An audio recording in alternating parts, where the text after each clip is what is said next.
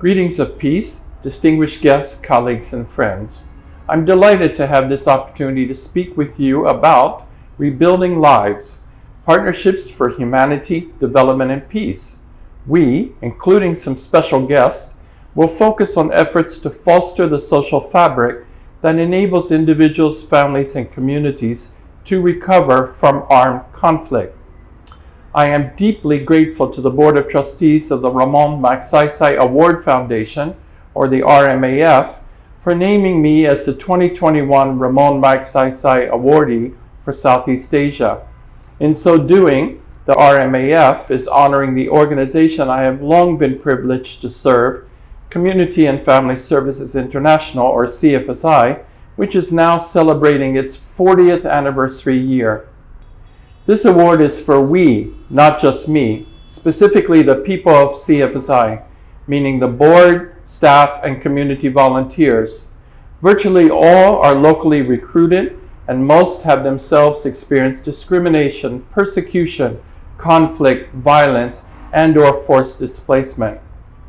You know, CFSI was created by volunteers at the Philippine Refugee Processing Center in 1981, largely as a response to man's inhumanity to humankind. War, armed conflict, torture, sexual violence, deprivation, and other profound violations of human rights, all meant to badly damage, if not destroy, the other, causing forced displacement and ripping apart families, communities, and societies. The people of CFSI believe every person is unique, with inherent dignity and worth, equal and inalienable rights, the need to be meaningfully connected to others, and the potential to contribute to the well-being of the human family. In short, rights, needs, and strengths. Our vision is diverse people living together in dignity, peace, and harmony. We see human dignity as sacred, important, and to be protected, more so in situations of armed conflict, often resulting in recurrent displacement. Our mission is to vigorously protect and promote human security, specifically the lives, well-being, and dignity of people uprooted by persecution, armed conflict, disasters, and other exceptionally difficult circumstances. We have two goals. Number one, empower and equip uprooted persons to address social and health problems. And number two, prevent children, women, and men from becoming uprooted by promoting peace, respect for human rights, and the equitable distribution of resources. Simply stated, the purpose of CFSI is rebuilding lives. The populations of greatest concern are refugees, internally displaced persons, stateless persons, and those who are disadvantaged, vulnerable, and in need of social protection. Let's take a moment for definitions. A refugee is someone who's fled his or her country, meaning they have crossed an international border because of an exceptionally difficult circumstance, such as war, violence, conflict, or persecution. Outside their country, they're unable or unwilling to return because of a well-founded fear of persecution due to race, religion, nationality, political opinion, or membership in a particular social group. Refugees are protected in international law, largely through the 1951 Convention on Refugees and the related 1967 Protocol. Internally displaced persons, or IDPs, may have experienced the same or similar situations as refugees and/or disasters and the adverse impact of climate change. But they have not crossed an international border. Instead, they remain in their own country.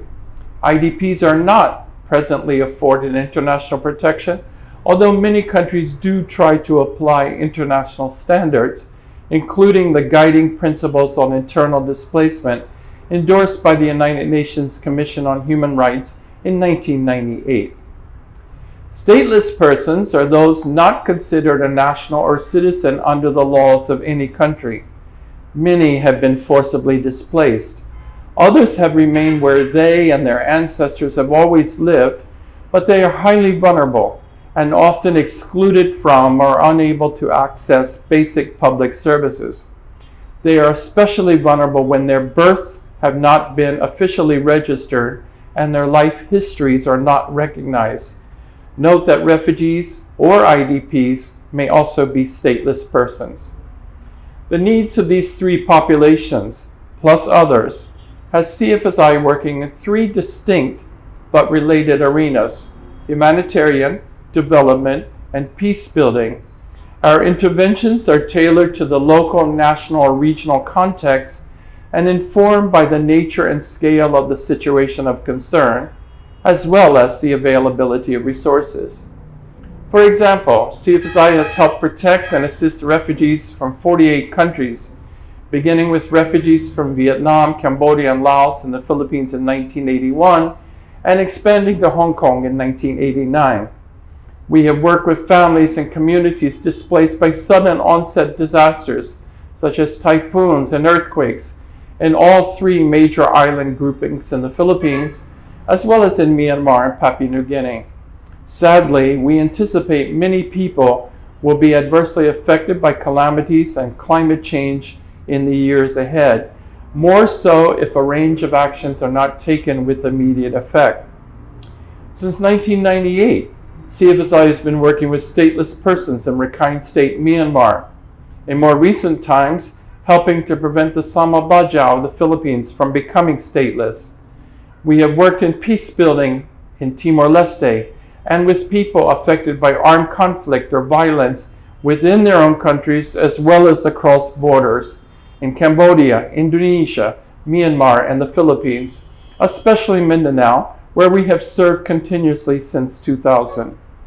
These situations have largely been driven by injustice and have resulted in many lost lives, large-scale displacements, and low scores on most human and social development indicators. You know, one of the defining characteristics of all such CFSI activity is partnership with many stakeholders. These include the affected population, government at various levels, UN agencies, development partners, non-governmental organizations or NGOs, civil society organizations, the private sector, donors, and many others. We purposefully develop and sustain such relationships to underscore the importance of inclusion and to build community for social transformation. From the perspective of CFSI, the most important of these wonderful partners are the affected persons, families, and communities. They are, in fact, the reason CFSI exists. Lesson number one, the we includes not only the people of CFSI, but also the partners of CFSI. Humanitarian assistance is usually a response to some major emergency, such as a devastating typhoon or a highly complex situation like an outbreak of armed conflict. These situations result in a great deal of loss. They displace large numbers of people, involve significant damage to both public and private infrastructure, and they require immediate intervention. In such situations, humanitarian activities are directed towards saving lives, alleviating suffering, strengthening resiliency, and promoting recovery. Generally, humanitarian actors exit the area after the situation has improved, if not normalized. Work in the development arena is generally focused on those in need of social protection, such as the poor, disadvantaged and vulnerable people, out-of-school youth, persons with disabilities and chronic health conditions, indigenous peoples, and others. Development efforts are generally community-driven, usually take place in rather stable environments, and are often programmed over a relatively long period of time. Typically, the aim is greater opportunity and an improved quality of life. Because this takes quite a while, development actors may remain in the same area for many years, even decades.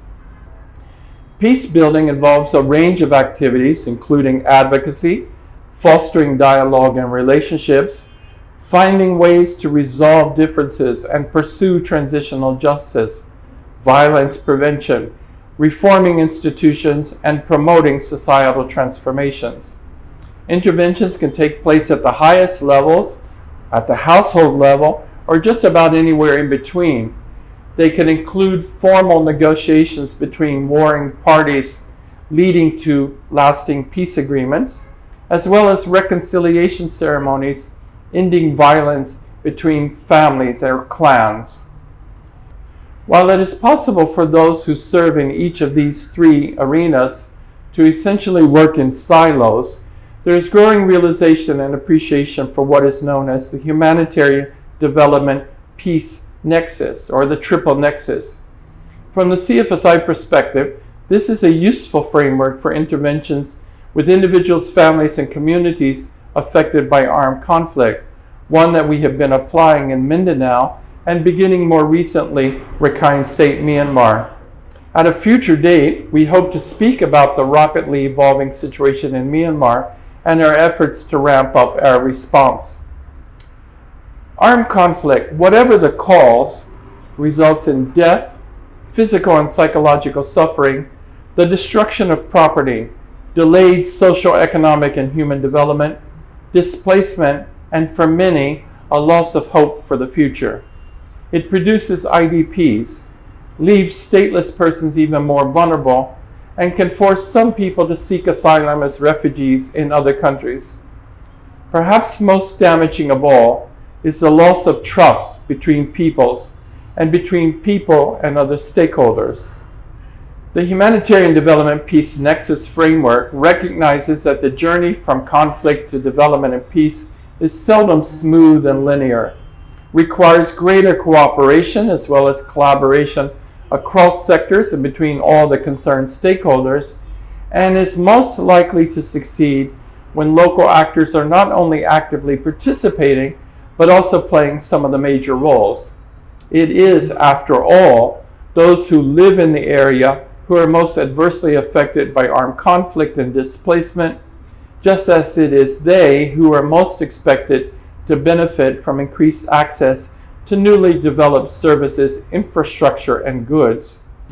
This does not mean there is no longer any need for support from national or international actors, nor any major roles for them to play. We do not believe that, and we do not say that. But from our perspective, the Nexus does require a new mindset. It calls for more bottom-up thinking and demands more people at the table, particularly local stakeholders. The Nexus framework also allows for greater flexibility in terms of responses to rapid changes in the environment. Further, it underscores the importance of true and lasting partnerships, relationships, not simply project-specific cooperation and collaboration. In other words, the Nexus calls us to listen, and listen well, to those most affected, which is absolutely essential for trust building. Lesson number 2, listen, listen, listen. To give us an idea what this might look like in areas affected by armed conflict, we traveled back to Mindanao in October, this time with cameras, and consulted our local partners. These included IDPs from the most affected area of Marawi City, which suffered from 5 months of intense armed conflict in 2017. It also involved consulting those helping to rebuild Marawi. We consulted individuals, families, and communities in the 6 major camps of the Moro Islamic Liberation Front, or the MILF, which has entered into a comprehensive peace agreement with the government of the Philippines, or the GPH, after more than 40 years of conflict. We spoke with combatants, transitioning combatants, and former combatants, as well as representatives of local, regional, and national government. Let's hear what these folks had to say about partnerships to foster the social fabric for humanity, development, and peace. Napakasakit sa amin na makita yung mga houses namin na binobombahan. Na hindi namin matanggap na yung mga nakikita namin sa TV is naranasan namin as an IDP. When I came back from Saudi Arabia, we put a business here.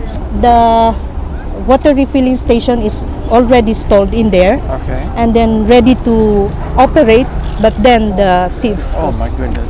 You can see the house of my mom and my dad. So my dream that we come back again, then with my family. I hope so, inshallah.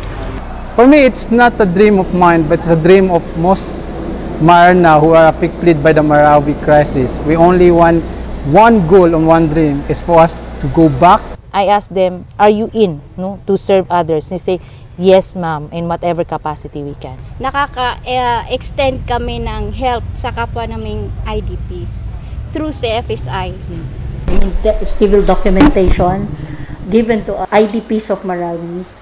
It gave them more opportunity because we know it's the first legal proof of identity of every child. Actually, every time we call the leaders of the shelter, and I would ask them what's the project or what's the project that really made a big impact on themselves. We acknowledged early on that the government could not do everything and we really need a partner. We were able to build a nice relationship. A good example of how an NGO or a non-government organization works hand in hand with government. We are able to address the needs of the IDPs, which is the more important aspect that we have to do. Sir, we believe and firmly believe that you are always with us to support the problem of the Bangsamoro, especially the people who are being a victim of historical injustice. Asaya na ano niya ko ma-share kami project, may kag-prepare kami, kami kag-tutaw.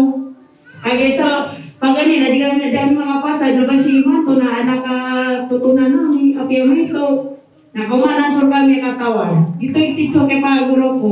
Kaya dito kami makapasay mag-iskwida. Kasi karamihan sa amin mga IP, puro forma, hindi makaperma. Pero ngayon kusang loob na humahabol ang paaralan sa amin. Kaya nagpapasalamat talaga ako sa inyo. Na mabiyahe niya ang pinatindi. Kapag kapangagis sa mga matuwa, nasabot yung mga dami kapangagis sa English. Na abyan yan, gumagaga, ikapilumanin ka ng mga nganin. Na pagsukusok na abyan yan, gumagagay, magkatutay sa rimad kalimut na rin. Na alhamdulillah, magkakatokay. Ang pangarap ko po ay makapagtapos ng pag-aaral para po ako makakuha ng trabaho. Teacher po. Mapunagyan niya si Bapa Basiran niya, pagsukusukuyan ko ka, napagitungil niya. Masahin niya tabang sa kami. Kaso, meto katulog ko to no na, so kami na angga sa kinapangagi, sa naangga kano kinamuna, kinapag-istrak. Na namakatalo sa amin sa maya. Yako kahana sa ginawa ko na malilitar pa, mapay kapaguya-guya, mapay kapagagama na natuwa. In the camps, our targets are the combatants who are left behind for how many years. Yeah. So they are very thankful to our programs in the camps.